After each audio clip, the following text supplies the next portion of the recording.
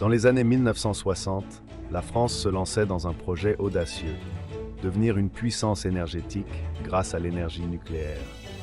Sous l'impulsion du général de Gaulle, des dizaines de centrales furent construites, offrant à la France une électricité abondante, stable et à faible coût.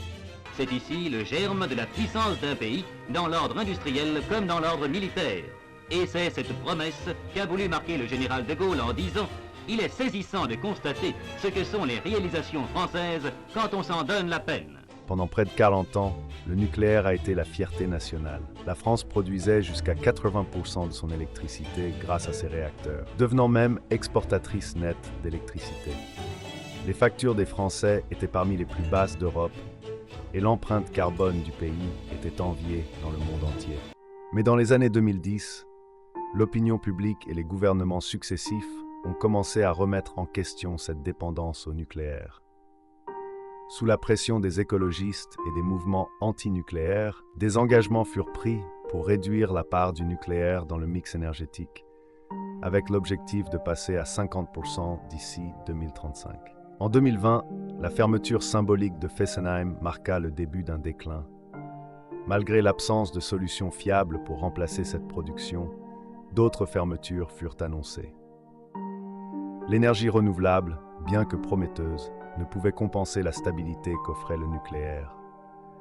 Avec une production nationale en baisse, la France dut importer de l'électricité de ses voisins à des prix exorbitants. Les factures explosèrent, affectant directement les ménages et les industries. Les coupures d'électricité se multiplièrent, plongeant certaines régions dans le noir en plein hiver. Les industries énergivores, incapables de faire face à des coûts en constante augmentation, durent fermer leurs portes ou délocaliser.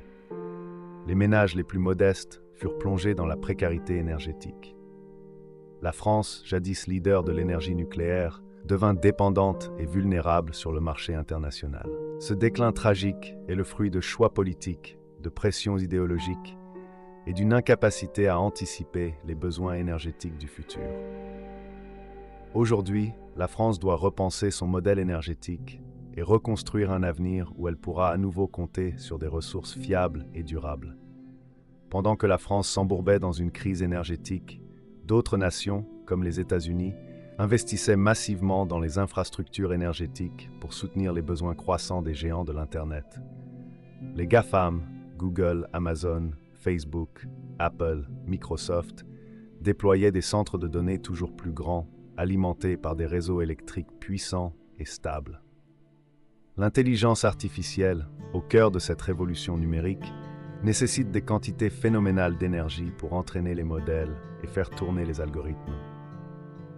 Les États-Unis, grâce à une politique proactive et des ressources abondantes, ont pris une avance décisive dans cette course, laissant l'Europe, et particulièrement la France, loin derrière.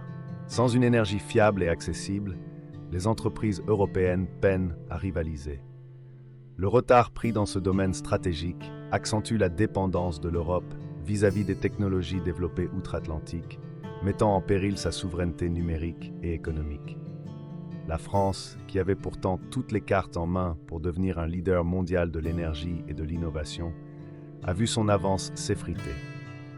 Pour rattraper ce retard, il faudra non seulement repenser son approche énergétique, mais également investir massivement pour soutenir les industries de demain, notamment l'intelligence artificielle, qui redéfinit déjà le monde.